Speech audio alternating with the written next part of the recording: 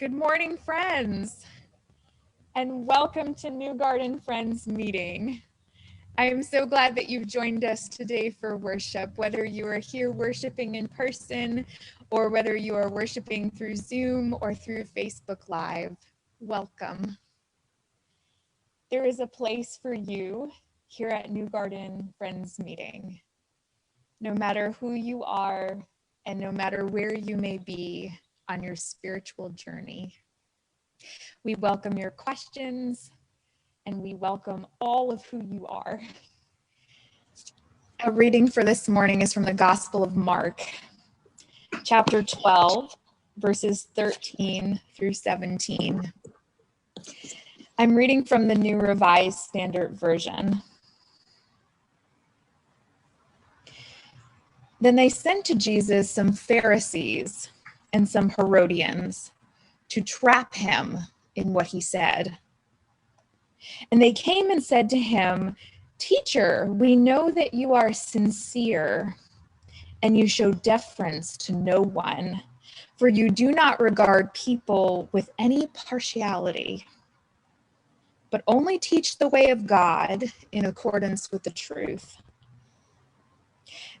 Therefore, we ask you, is it lawful to pay taxes to the emperor or not? Should we pay them or should we not?" Jesus, knowing their hypocrisy, said to them, "Why are you putting me to the test? Bring me a denarius and let me see it."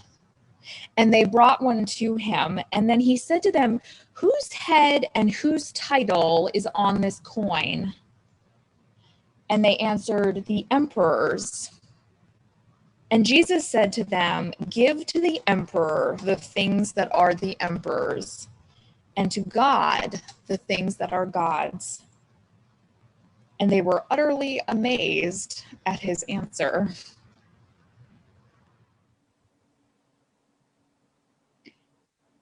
Friends, let us settle together into our silent waiting worship this first day. And from the silence, I will bring my prepared message. I'll be honest, the 4th of July is one of my least favorite holidays. And I'm really kind of a holiday person. I love almost any reason to eat good food and to gather with family and friends. But the 4th of July, it has so often been celebrated with aggressive public displays of patriotism. And it seems as if increasingly it has become tied into a narrative of unquestioning loyalty to our country. And all of that leaves me with a bad taste in my mouth. I think it's my fully Quaker heart, but I'm really not all about unquestioning loyalty to anyone or anything or any institution. I appreciate questions. I'm all about critical thinking and asking what is best for individuals and for communities. I always want to ask the question, what is most compassionate? What is most loving? What is most just? And not what is most traditional, and certainly not some narrative about a pretend history of greatness. Jesus was also not about blind loyalty to the authorities of his world. His nonviolent resistance to the Roman Empire that occupied his country eventually led to his death on the cross. But before it led to his death, it got him in plenty of trouble with the authorities. The story that I shared with all of you earlier is an example of this. Those who were in power had heard that Jesus was stirring up trouble against the Roman Empire. And so they set out to entrap him. They set out to make him say something incriminating so that he could be arrested. They test him with a trick question about paying taxes to the Roman Empire.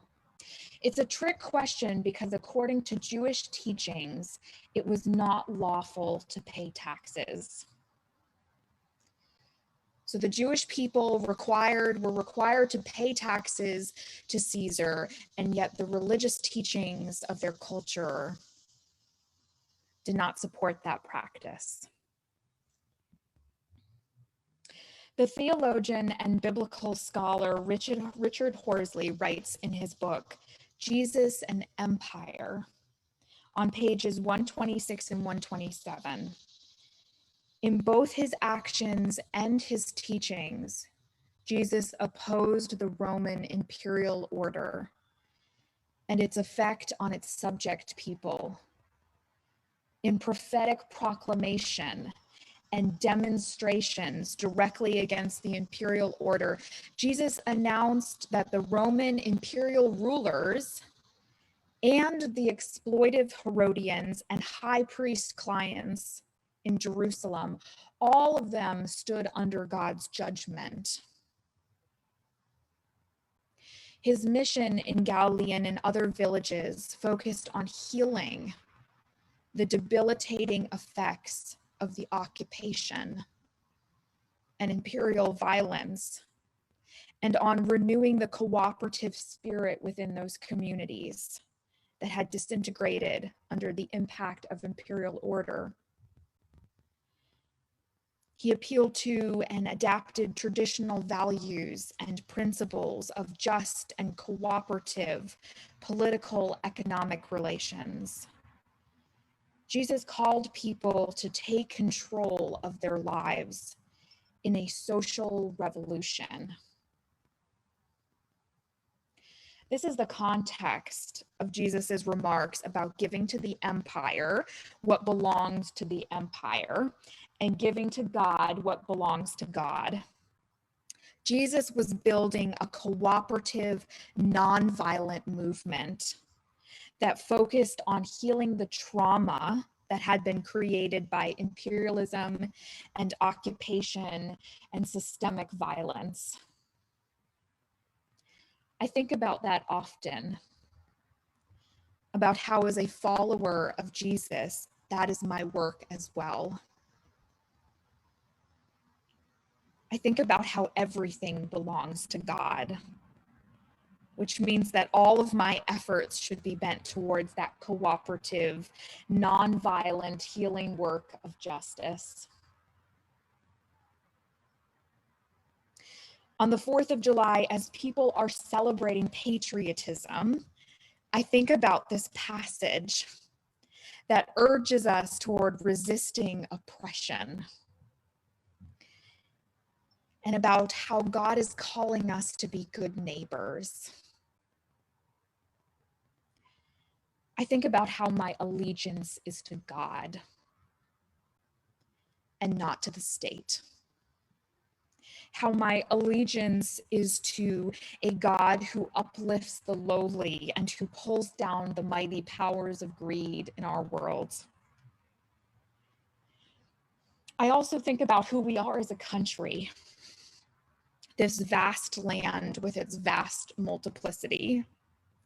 We encompass such a range of cultures and histories.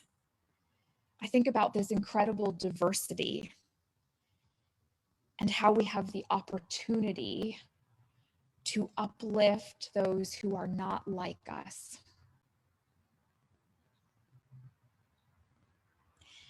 This may seem somewhat ironic to all of you based on everything I have said so far, but I am deeply invested in this country. I would even say that I was a patriot.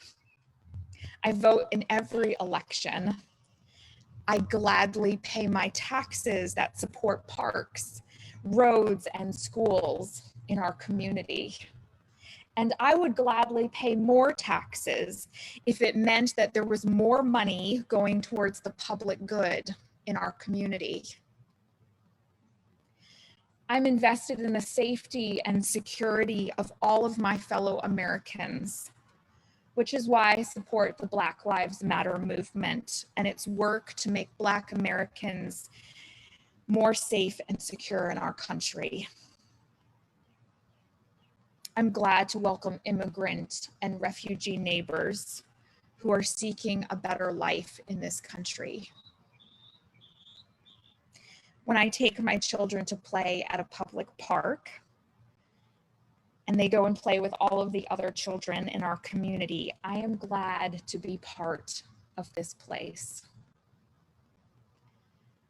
And I am glad to be part of the corporate hopefulness that is so much a part of the American experience.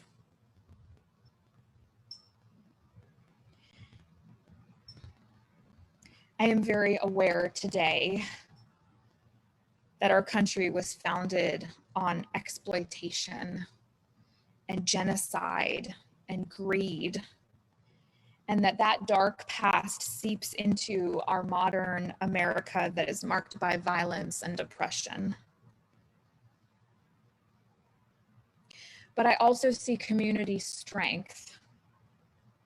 I see neighborhood resilience. I see people coming together for the betterment of all. I see community gardens and cooperatively owned businesses. I see block parties and public pools and public libraries. I see how neighbors feed one another and look out for each other. And I see the tenacity of those who have come to this country and who are working to find their place within this community. And as a Christian and as a Quaker, I am committed to all of that.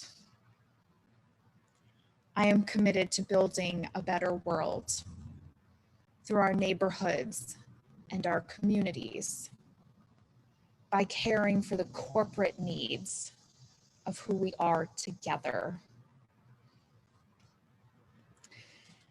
I also think that as a Christian and as a Quaker, it is my job to keep working, to keep uplifting the best of what we can be together and the best of what we can be as individuals, and to keep being hopeful, to keep hoping and hoping for that blessed community that is growing around us every day.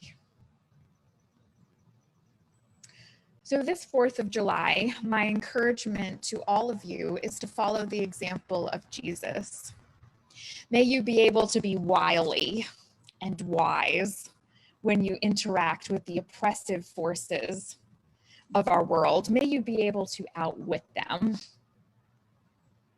And may, like Jesus, may you not blindly or unquestionably follow, but instead engage with our world around the principles that we Quakers hold so dear, the principles of peace and equality. My encouragement to all of you is to seek out ways to uplift your neighbor and to support your community and our corporate well-being.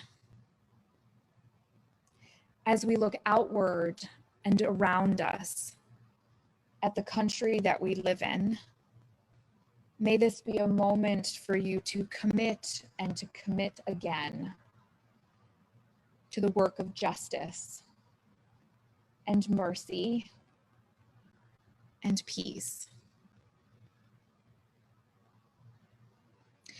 Above all, friends, may you be reminded that our faith tells us that we owe ourselves only to God, a God who we affirm is love. We owe our allegiance and our loyalty to love and to the work of loving our neighbors.